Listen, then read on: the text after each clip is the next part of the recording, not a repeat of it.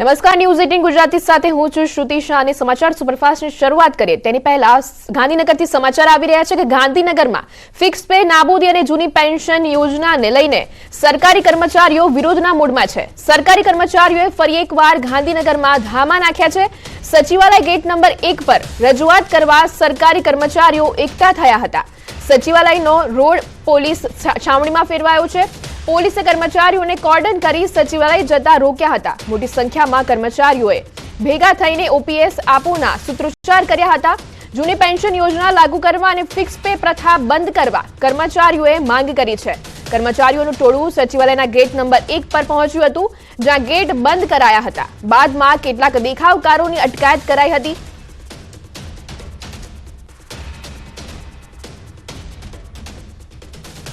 तो हाल हमारा संवाददाता गीता जोड़ाई गया है। तो जी गीता, सरकारी कर्मचारीओना गांधीनगરમાં ધામા નાખવામાં આવ્યા છે, શું છે વધુ વિગતો? શ્રુતિ, જનરલી એવું બનતું હોય છે કે જ્યારે પણ લોકસભા ચૂંટણી હોય, વિધાનસભા ચૂંટણી હોય, ત્યારે પોતાની પડતર માંગણીઓને લઈને સમાજ આગળ આવતો હોય છે, લોકો આગળ આવતા હોય છે, કર્મચારીઓ આગળ આવતા હોય છે, કારણ કે એવા જ સમયે રાજ્ય સરકાર દબાણમાં આવીને તેમની માંગણીઓ જે છે તે પૂરી કરતી હોય છે, કારણ કે સરકારને વોટની જરૂર હોય। કંઈક એ જ મુદ્દે એમનો જૂનો પ્રશ્ન, આ ઘણો જૂનો પ્રશ્ન છે ફિક્સ પે નાબૂદી અને જૂની પેન્શન યોજનાનો, એ ફરીથી એ જ મુદ્દાને લઈને કર્મચારીઓ આજે મેદાનમાં આવ્યા છે। ફિક્સ પે નાબૂદી અને જૂની પેન્શન યોજનાને લઈને સરકારી કર્મચારીઓ આજે ગાંધીનગરના સચિવાલયના ગેટ 1 ઉપર એકઠા થયા હતા અને તેઓ સીએમ ભૂપેન્દ્રભાઈ પટેલને આવેદનપત્ર આપવા માંગતા હતા, પરંતુ જે પ્રકારે વિરોધના મૂડમાં હતા તેને જોઈને પોલીસે આ તમામ કર્મચારીઓને અટકાવ્યા હતા। નાનું મોટું ઘર્ષણ પણ થયું હતું। તો જૂની પેન્શન ફરીથી લાગુ કરવા માંગે છે અને ફિક્સ પે પ્રથા બંધ કરવા માંગે છે। કર્મચારીઓની આ માંગણી છે। હાલ તો તેઓ વિરોધ ચાલુ રાખવાના મૂડમાં છે, પરંતુ ચુસ્ત પોલીસ બંદોબસ્ત છે। હાલ કર્મચારીઓના નાનકડા પ્રતિનિધિ મંડળને આવેદન આપવા માટે સચિવાલયની અંદર પરમિશન આપવાની વાત ચાલી રહી છે। જી ગીતા, આપ જોડાયેલા રહેજો।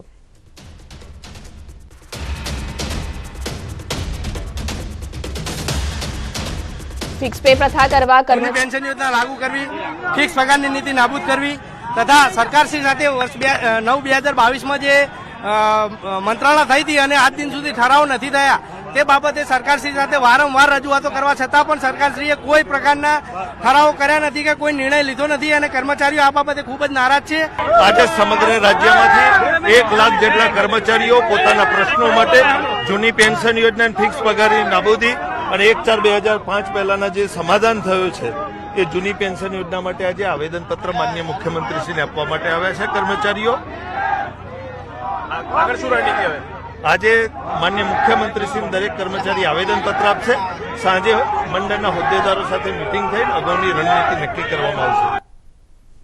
તો હવે રાજ્યના ખેડૂતો માટે મહત્વના સમાચાર આવી રહ્યા છે। તુવેર, ચણા, રાયડાની ટેકાના ભાવે ખરીદી થશે।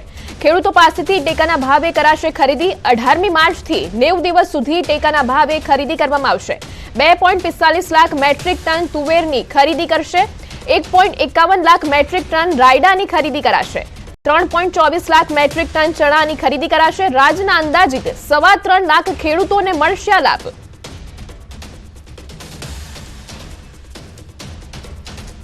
તો હાલ અમારા સંવાદદાતા ગીતા જોડાયેલા છે। તો જી ગીતા, ખેડૂતો પાસેથી ટેકાના ભાવે ખરીદી કરાશે, તો શું છે આ મામલે વધુ વિગતો?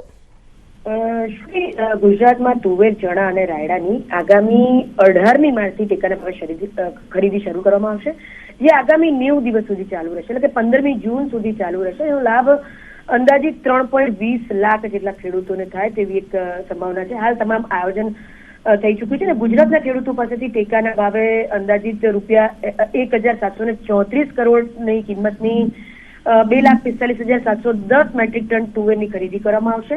આ ઉપરાંત ₹1,765 કરોડની કિંમતના 3,24,530 મેટ્રિક ટન ચણા અને ₹853 કરોડની કિંમતના 1,50,905 મેટ્રિક ટન જેટલા રાયડાની ખરીદી કરવાનું પણ આયોજન કરવામાં આવ્યું છે। હાલ જે તુવેર પાકની ખરીદી છે એના માટે 140 જેટલા ખરીદ કેન્દ્રો, ચણાની ખરીદી માટે 187 જેટલા ખરીદ કેન્દ્રો। જી આભાર ગીતા। ખેડૂતો પાસેથી લોકસભાની ચૂંટણી અંગે સૌથી મોટા સમાચાર આવતીકાલે બપોરે 3 વાગ્યે ચૂંટણીની જાહેરાત કરવામાં આવશે। આવતીકાલે લોકસભા ચૂંટણીની તારીખો જાહેર થઈ શકે છે। લોકસભાની ચૂંટણી અંગે મોટા સમાચાર। આવતીકાલે બપોરે 3 વાગ્યે ચૂંટણીની જાહેરાત થઈ શકે છે। કાલે લોકસભાની ચૂંટણીની તારીખો જાહેર થઈ શકે છે। લોકસભાની ચૂંટણી અંગે સૌથી મોટા સમાચાર। આવતીકાલે બપોરે 3 વાગ્યે ચૂંટણીની જાહેરાત થઈ શકે છે।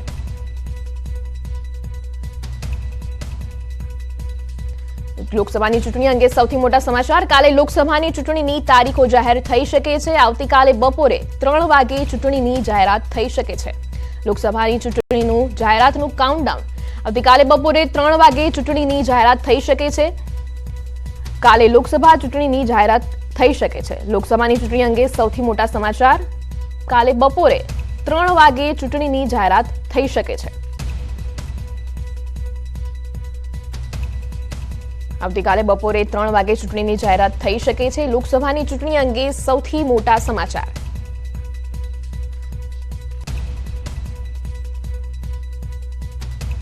લોકસભાની ચૂંટણી અંગે સૌથી મોટા સમાચાર। આવતીકાલે બપોરે 3 વાગે ચૂંટણીની જાહેરાત થઈ શકે છે। કાલે લોકસભા ચૂંટણીની તારીખો જાહેર થશે।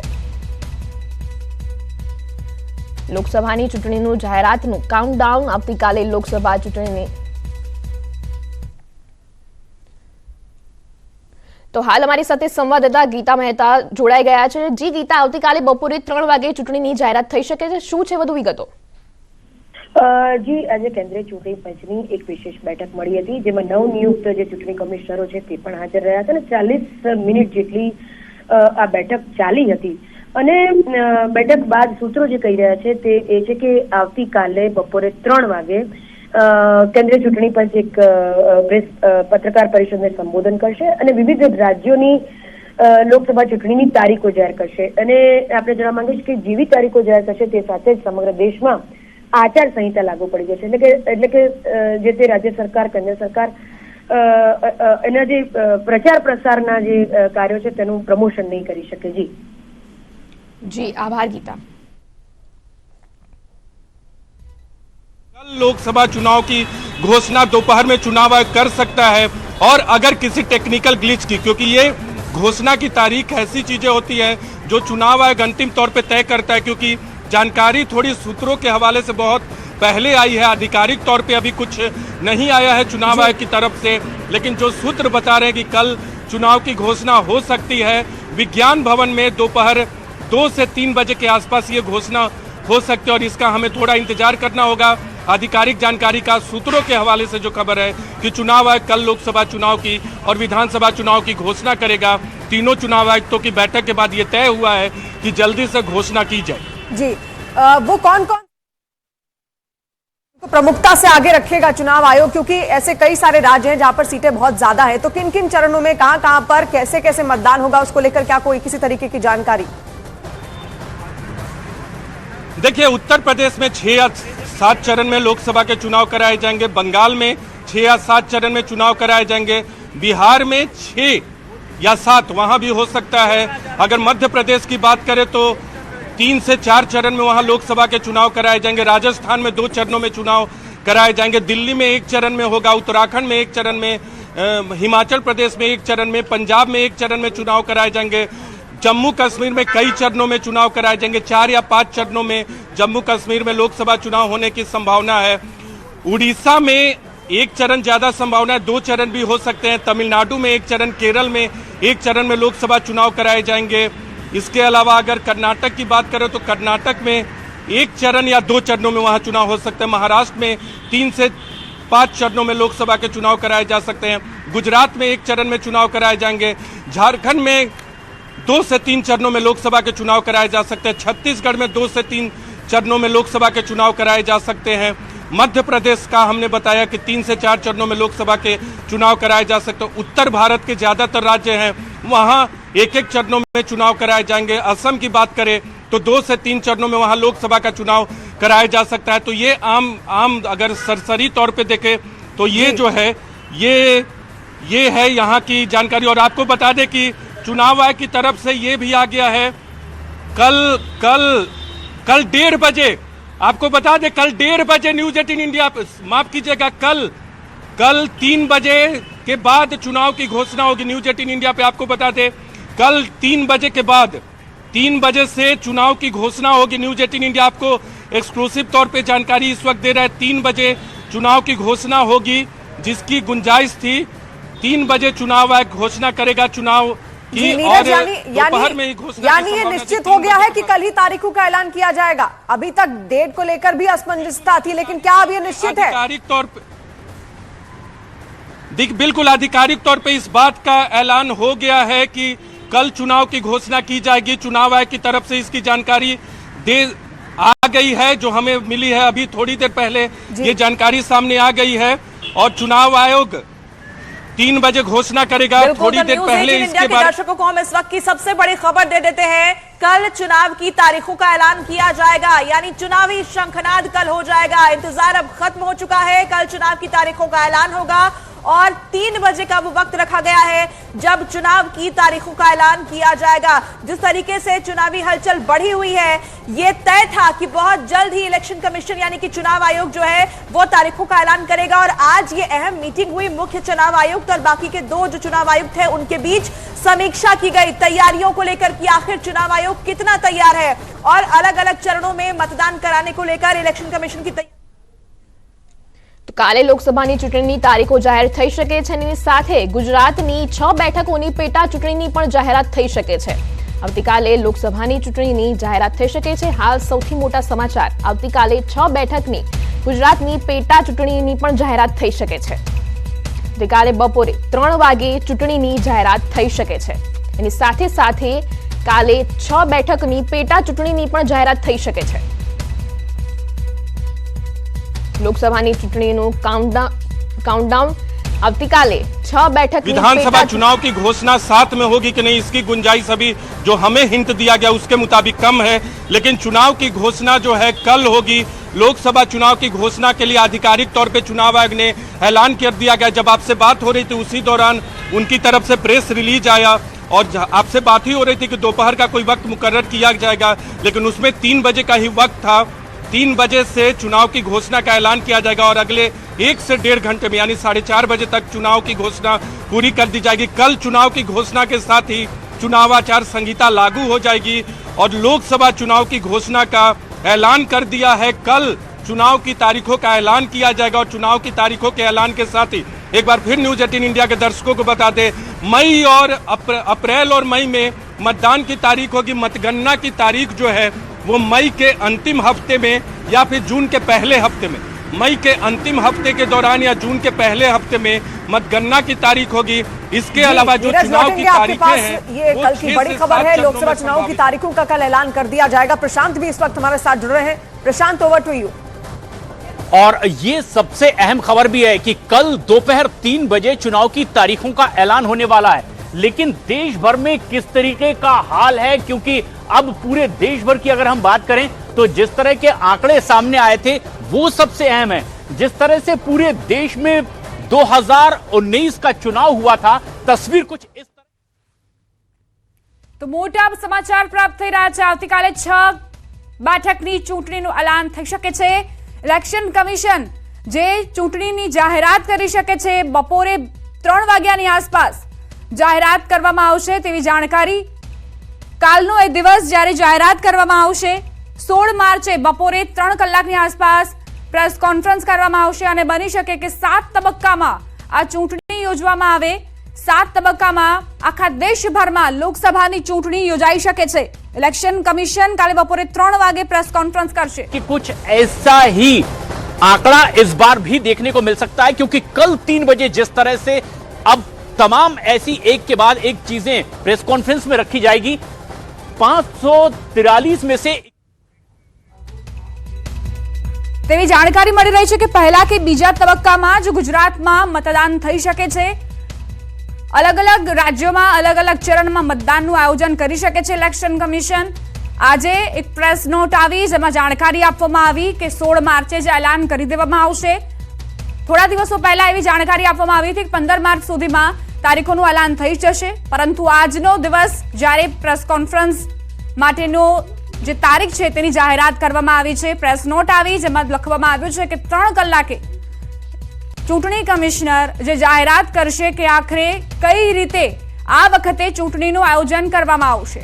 7 તબક્કામાં બની શકે કે આ ચૂંટણી દેશભરમાં યોજવામાં આવે। આ સિવાય જે ખાલી પડેલી બેઠકો છે વિધાનસભાની, ત્યાં પણ પેટા ચૂંટણીની જાહેરાત કરવામાં આવશે। આવતીકાલે 6 બેઠકની પેટા ચૂંટણીની પણ જાહેરાત થશે। જે 6 બેઠકો ખાલી પડી છે ગુજરાતમાં, વિસાવદર, વાઘોડિયા, પોરબંદર, તે બેઠકો પર ચૂંટણીની તારીખોનું એલાન થશે। ખંભાત, વિજાપુર, માણાવદર બેઠક હાલ ખાલી છે, તેને લઈને પણ કાલે જ જાણકારી આપવામાં આવશે કે કાલે લોકસભાની ચૂંટણીની સાથે સાથે વિધાનસભાની ચૂંટણી આખરે કઈ કઈ તારીખોના દિવસે યોજવામાં આવશે।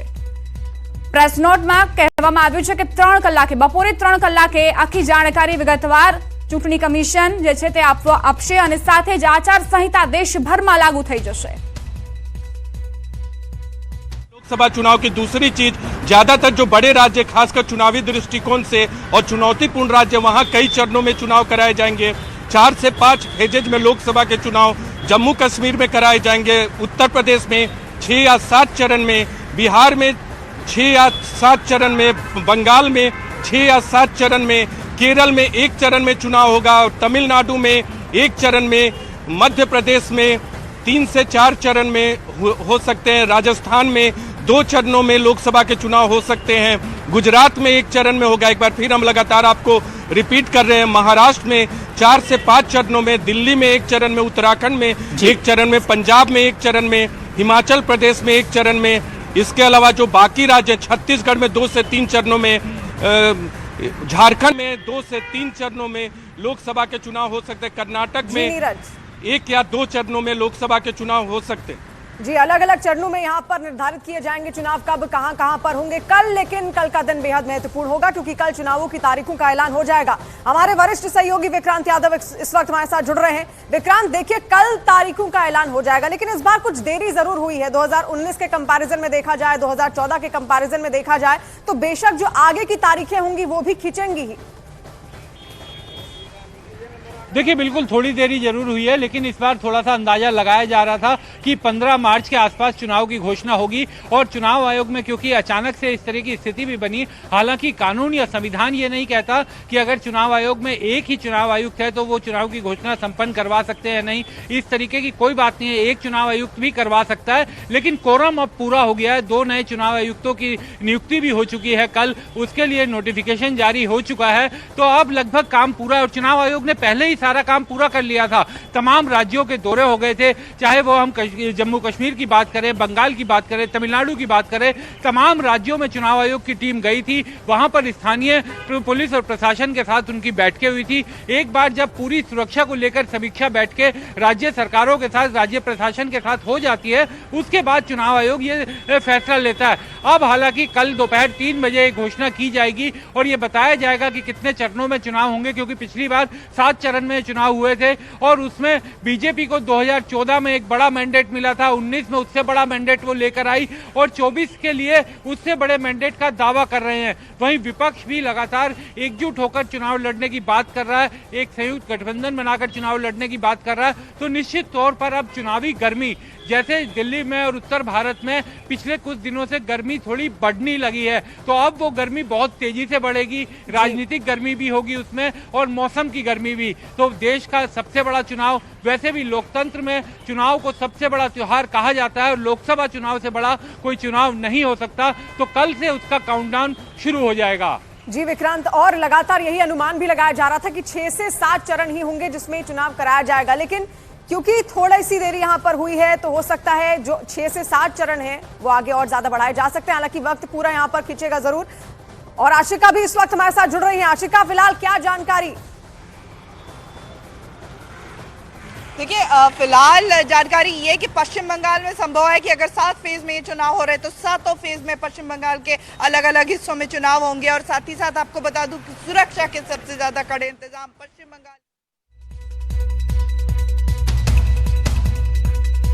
શિરીષ કાશિકા જોડાઈ ગયા છે, તેમની સાથે વાતચીત કરીએ।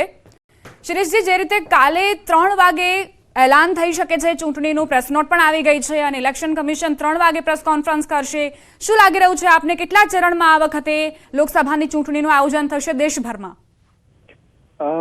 મને એવું લાગે છે કે મોટા ભાગે ગયા વખતે જે પ્રણાલી ચીફ ઇલેક્શન કમિશનર અને બાકીના ઇલેક્શન કમિશનરો અનુસર્યા હતા, મોટાભાગે એ રીતે 6 કે 7 તબક્કામાં સમગ્ર દેશમાં લોકસભાની ચૂંટણી થાય એવી સંભાવના છે.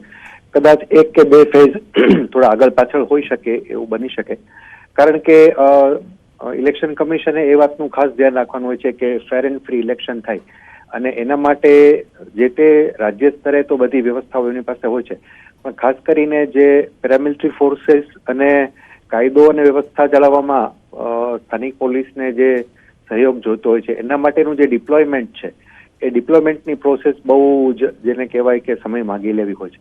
એટલા માટે એ અલગ અલગ તબક્કાઓમાં મોટા ભાગે 5 કે 6 તબક્કા કે 7 તબક્કામાં વોટિંગ જે છે એ સ્ટેટ વાઇઝ ડિક્લેર કરતું હોય છે ઇલેક્શન કમિશન. અને મને એવું લાગે છે કે મોટા ભાગે ગયા વખતે પણ જે પ્રોસેસ થઈ હતી એની આસપાસ જ પ્રોસેસ થવી જોઈએ, કારણ કે જે મેન્ડેટ છે એ 2nd વીક ઓફ મે સુધીમાં આપણે જે છે એ ઇલેક્શનની પ્રોસેસ પૂરી કરીને રિઝલ્ટ ડિક્લેર કરી દેવા જોઈએ એવું ઇલેક્શન કમિશનનું મેન્ડેટ છે. એટલે મોટા ભાગે કહું છું, ગયા વખતની પ્રક્રિયાને જ કદાચ આ વખતે પણ અનુસરવામાં આવે એવું લાગે છે. શિરીષજી, ગુજરાતમાં કેવી રીતે આયોજન થશે? શું અલગ અલગ ચરણમાં મતદાન થશે કે પછી એક જ તબક્કામાં મતદાન કમ્પ્લીટ કરી દેવામાં આવશે? મારા ખ્યાલ પ્રમાણે ગુજરાતની તો માત્ર 26 બેઠકો છે, અને ગયા વખતે પણ આપણે એક જ તબક્કાની અંદર મતદાન થયેલું.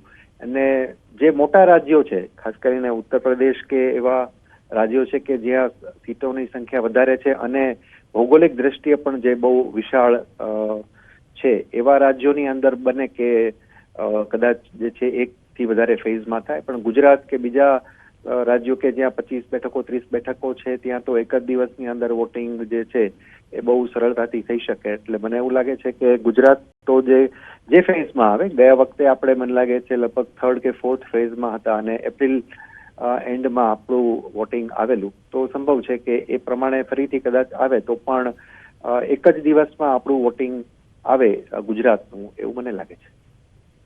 શું તમને એવું લાગે છે કે મેની એન્ડ સુધીમાં તમામ તબક્કા કમ્પ્લીટ થઈ જશે, પૂર્ણ થઈ જશે? હા, ગયા વખતે પણ આપણે જોયું હતું કે મિડ મે અથવા તો મને લાગે છે 3rd વીક ઓફ મે સુધીમાં તો વોટિંગ પ્રોસેસ બધી પૂરી થઈ ગઈ હતી તમામ તબક્કાઓની, અને રિઝલ્ટ પણ ડિક્લેર થઈ ગયું હતું. એટલે જે પ્રકારે એમ માની લઈએ કે આપણે ગયા વખતે જે પ્રકારે જે સમયે ચૂંટણી તારીખોની ઘોષણા થઈ હતી એ જ સમયના આળેગાળે આ વખતે પણ થઈ રહી છે, એટલે કે આવતીકાલે થઈ રહી છે, અને મોટાભાગે તબક્કાઓ પણ એ જ રહેવાની ગણતરી છે. 1-2 તબક્કાઓ કદાચ આગળ પાછળ થઈ શકે, એ કઈ રીતે એમણે આયોજન જે તે રાજ્યોના ચૂંટણી કમિશનરો સાથે મળીને કર્યું છે એના ઉપર આધાર છે.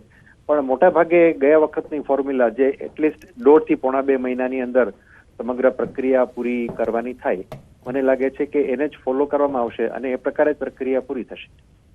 આભાર શિરીષજી અમારી સાથે વાતચીત માટે. તો કાલે જે 3 વાગે પ્રેસ કોન્ફરન્સ થવાની છે તેમાં 7 ચરણમાં ચુનાવની જાહેરાત કરવામાં આવશે, ચૂંટણીની જાહેરાત કરવામાં આવશે તેવી જાણકારી અત્યારે પ્રાપ્ત થઈ રહી છે. હવે સમગ્ર નજર મંડાયેલી રહેશે એ પ્રેસ કોન્ફરન્સ તરફ, કારણ કે કાલનો દિવસ નિહિત કરવામાં આવ્યો છે ચૂંટણીની જાહેરાત માટેનો. તો કાઉન્ટડાઉન શરૂ થઈ ગયું છે. લોકસભા ચૂંટણી માટે હવે તૈયાર રહેવું પડશે, અને જે મતદારો છે તેમને પણ કાલે એ દિવસ એ તારીખ નોટ કરી લેવી જોઈએ જ્યારે આ ચૂંટણીના મહાપર્વમાં તમને સામેલ થવું પડશે, અને સૌ કોઈ ઉત્સાહમાં આવી ગયા છે.